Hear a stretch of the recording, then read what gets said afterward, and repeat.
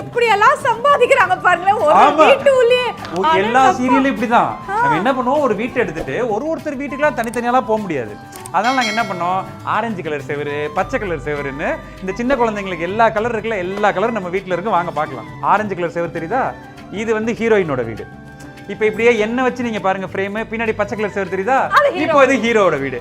இப்போ இவங்கள வச்சு பார்த்து பின்னாடி பிரவுன் கலர் செவரு தெரியுதா, இது வந்து வில்லியோட வீடு. ஐயோ, ஸோ இந்த கிச்சனை வந்து ஏன் காலியா வச்சிருக்கோம்னா, அந்தந்த சீரியலுக்கு தகுந்த மாதிரி.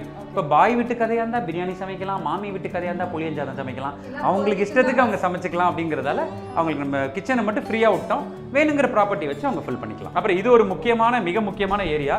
அது என்னன்னா, இன்றைக்கி வந்து சீரியல் வீடுகளில் ஒரு மிகப்பெரிய பிரச்சனை என்னென்னா, அந்த ஆர்டிஸ்ட்டுங்க ஒரு டைரக்டர் கேமராமேன்னு பார்த்தீங்கன்னா ஒரு 5 காரு ஒரு 20 டூ வீலராவது வரும். அதை நிப்பாட்ட பார்க்கிங் இல்லாமல் நிறைய கஷ்டப்படுறாங்க. ஸோ நம்ம இந்த ஒரு கிரவுண்டை பின்னாடி பார்க்கிங்க்கு எடுத்திருக்கோம்.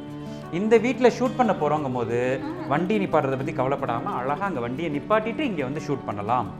இப்படியெல்லாம் ஒரு வீடு வாங்க முடியுமா, கட்ட முடியுமா? அங்கே பாருங்க, சூப்பர் சூப்பர், இதெல்லாம் வேற லெவல் ஒரு தாட். ஸோ இதோட மெயின் ஆக்சுவல் டார்கெட் என்னென்னாங்க, இந்த மாதிரி ஒரு ரெஸ்டாரண்ட் செட்டப் இருக்கிறது சிட்டிக்குள்ளார இன்றைக்கி எங்கேயும் கிடையாது. இருந்தாலுமே ரெஸ்டாரண்ட்காரர்கள் சொல்லக்கூடிய முதல் ரூல் என்னன்னு பார்த்தீங்கன்னா, சாயந்தரம் மத்தியானம் 11 மணிக்கெல்லாம் முடிச்சிடணும், 12 மணிக்கு லஞ்ச் ஆரம்பிச்சிருவோம். லஞ்சு 4 மணி வரைக்கும் போவோம். 4 மணிக்கு போய் ஃப்ரேம் வச்சா 6:30க்கு முடிச்சிடணும், ஏன்னா 7 மணிக்கு டின்னர் ஆரம்பிச்சிருவோம். எப்போ நம்ம ஷூட் பண்ணுவோம்? சினிமாக்காரங்களுக்கு ஒரு சீன் கம்போஸ் பண்ணனாலே ஒரு 3 ஹவர்ஸ் ஆகும். அப்போ தான் நான் என்ன யோசிச்சேன்னா, இந்த வளசரவாக்கம் ஏரியாக்குள்ளார எல்லாமே இந்த மாதிரி செட்டப் எங்கே இருக்குன்னா ஈசிஆரில் இருக்குது. ஈஸியாக ஒரு யூனிட்டை கூட்டி போகிறதுக்கு கன்வீனியன்ஸ் என்ன ஆகுங்கிறது உங்களுக்கு தெரியும். ஸோ அதனால் என்ன முடிவு பண்ணோம், நம்மளே ஒரு குட்டி ஈஸியாக இங்கே உருவாக்கிடுவோம்.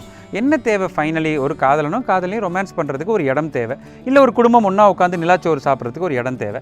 அந்த இடத்த நம்ம வளசரவாக்கத்துக்குள்ளேயே கிரியேட் பண்ணுவோம்னு நாங்கள் யோசிச்சது தான். அதுக்கு இவங்க எல்லோரும் சப்போர்ட் பண்ணதான் இன்றைக்கி இந்த வீடு பிஸியாக இருக்கிறதுக்கு மிக முக்கியமான ஒரு காரணம். ஸோ இந்த ரூம் எதுக்காக பார்த்தீங்கன்னா, shooting purpose as well as எல்லா கதையிலையுமே வந்து மாடி ஏற முடியாதுப்பான்னு சொல்கிற ஒரு ஆர்டிஸ்ட் ஒருத்தங்க இருப்பாங்க. லைக் டெல்லி கணேஷ் அங்கிளாக இருக்கட்டும், அந்த மாதிரி ஒரு சில அங்கிள்ஸ் வந்து என்ன சொல்லுவாங்க, டே கீழே எடுத்துருங்கடா, ஜாலியாக அங்கேயே முடிச்சிடலாம் அப்படிம்பாங்க. ஸோ அவங்களோட கம்ஃபர்ட்டுக்காகவே நாங்கள் இப்படி ஒரு ரூமை வந்து இங்கே கிரியேட் பண்ணி வச்சுட்டோம். ஸோ இது வந்து கீழே இருக்கிற ஒரு பெட்ரூம், ஒரு அழகான ஆஃபீஸ் ரூமாக இதை வந்து கிரியேட் பண்ணிட்டோம்.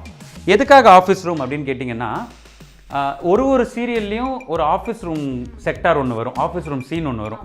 ஸோ இங்கே வந்து ஷூட் பண்ணுறவங்க இங்கேருந்து பாதியில் வேற ஒரு இடத்துல ஆஃபீஸ் ரூம் ஷூட் பண்ணுறதுக்காக போகக்கூடாது. ஒரு வீடு ஷூட் பண்ணும்போது அதில் ஒரு எம்டி ரூமோ இல்லை ஹாஸ்பிட்டல், இல்லை பல சீரியல்ஸில் இது வந்து இப்போ பேங்காக வந்துட்டுருக்கு, எம்டி ரூமாக வந்துட்டுருக்கு, காலேஜ் ப்ரொஃபஸர் ரூமாக வந்துட்டுருக்கு. ஸோ அழகாக அவங்களுக்கு தேவையானபடி பண்ணிக்கணுங்கிறதால ஒரு office room empty room setup இங்கே பண்ணி வச்சாச்சு. இது போக நாங்கள் அந்த நேரத்தில் எங்கேயாவது ஷூட்டிங் நேரத்தில் வந்து உட்காரணும்னா இதை என்னோட பர்சனல் ஆஃபீஸாகவும் நானும் லத்தாவும் யூஸ் பண்ணிட்டு ஒரே கலரை வீடு பூரா அடிச்சிங்கன்னா, இப்போ ஷோபாவோட வீடாக காட்டுறோன்னா இது ஷோபாவோட வீடை மட்டும்தான் காட்ட முடியும். இது ராஜ்கமலோட ஒரு ராஜ்கமல்ங்கிறது ஒரு பாசிங் கேரக்டராக இருக்கும், அன்றைக்கி ஒரு நாளைக்கு வந்துட்டு போகிற ஒரு கேரக்டராக இருக்கும். அவனுக்காக இன்னொரு வீட்டுக்கு போக முடியாது, இன்னொரு வீட்டுக்கு வாடகை கொடுக்க முடியாது. சீரியல் பட்ஜெட்டே ஏற்கனவே கம்மி. கிட்ஸோட ரூம் நீங்கள் எந்த கதையை எடுத்தீங்கனாலும் அதில் கண்டிப்பாக குழந்தைங்க இருக்கும். அந்த குழந்தைங்களோட ரூமாக காட்டுறதுக்காகவே இது எக்ஸ்க்ளூசிவாக என்ன பண்ணிட்டோம், கிட்ஸ் ரூமாகவே டிசைன் பண்ணிட்டோம். ஆமாம், இது வந்து பார்த்தீங்கன்னா ஒரு ப்ளே ஸ்கூலுக்குள்ளே வந்து ஃபீல் இருக்கா, கலர் கலராக அந்த ப்ளூ அண்ட் எல்லோ. ஆமாம், அதான் அந்த ப்ளே ஸ்கூல் ஃபீல் வரணும் அப்படிங்கிறதுக்காக மெனக்கெட்டு பண்ணோம். கிட்ஸ் ரூமாகவும் யூஸ் பண்ணலாம், அஃப்கோர்ஸ் அப்படி தான் யூஸ் பண்ணணும்னு அவசியம் கிடையாது. பட் நிறைய ஆர்டிஸ்ட்டுக்கு இந்த ரூம் ரொம்ப பிடிச்சிருக்கு, கலர்ஃபுல்லாக இருக்கிறதால. அடுத்த ரூம் வந்து என்னோட ஃபேவரேட் ரூம். ஆஹா, இது கொஞ்சம் கிளாஸியாக இருக்கணும் அப்படிங்கிறதுக்காக பார்த்தீங்கன்னா ரொம்ப கலர்ஃபுல்லான பெயிண்டிங்ஸ் கொடுக்காம கொஞ்சம் பேஸ்டல் கலர்ஸ் கொடுத்துருக்கோம். கீழே ஒரு ஒயிட் கலர் ஃபீலில் பார்த்தீங்கல்ல, அதே மாதிரி ஃபீலில் இந்த ரூமும் இருக்கணும் அப்படின்னு பண்ணோம். அண்ட் பெயிண்டிங் ஆகட்டும், இல்லை போட்ட அந்த சின்ன சின்ன ஃபோட்டோஸ் ஆகட்டும், அந்த லைட்டிங், அந்த கர்டன்ஸ் எல்லாமே பார்த்தீங்கன்னா அந்த கிளாஸ் ஃபீலில் இருக்கணும் அப்படின்னு சொல்லி கொஞ்சம் நான் ரொம்ப அடம் பிடிச்சேன், இந்த ரூமுக்கு இந்த கலர் தான் வரணும் அப்படின்னு சொல்லி. என் மாமனாரில் கொஞ்சம் பிரைட்டாக கொடுக்கலாம் அப்படின்னாரு, இல்லை இதுதான் வேணும் அப்படின்னு சொல்லி நான் பண்ணேன். வாலை வந்து சும்மா விடுறதுக்கு பதிலாக அதில் வால் பெயிண்டிங்லேயே எங்கள் இன்டீரியர் டெக்கரேட்டர் ஏதோ கலர்லாம் பண்ணி இந்த பக்கம் ஒரு கலர் அப்படியே கட் பண்ணால் இந்த பக்கம் பார்த்தீங்கன்னா இதுக்கு கான்ட்ராஸ்ட்டாக இருக்கணுங்கிறதால நல்ல ப்ளூ. ஏன்னா இந்த லைட் ப்ளூ வீட்டுக்குள்ளார வேறு எங்கேயும் நம்மளுக்கு இந்த மாதிரி ஷேடிங்ஸில் பார்க்க முடியாது.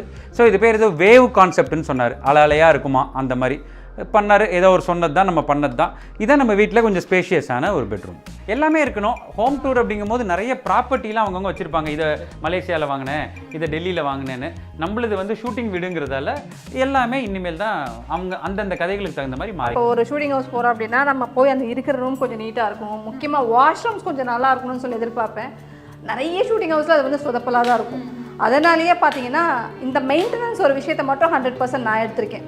ஸோ எனக்கு என்ன வேலைன்னா ஷூட்டிங் முடிச்சுட்டு போன உடனே எல்லாம் பர்ஃபெக்டாக க்ளீனாக இருக்கா, வாஷ்ரூம்ஸ் எல்லாம் நல்லா இருக்கா அப்படின்னு நானே வந்து பர்சனலாக இன்ட்ரெஸ்ட் எடுத்து அதை வந்து செக் பண்ணிவிடுவேன்.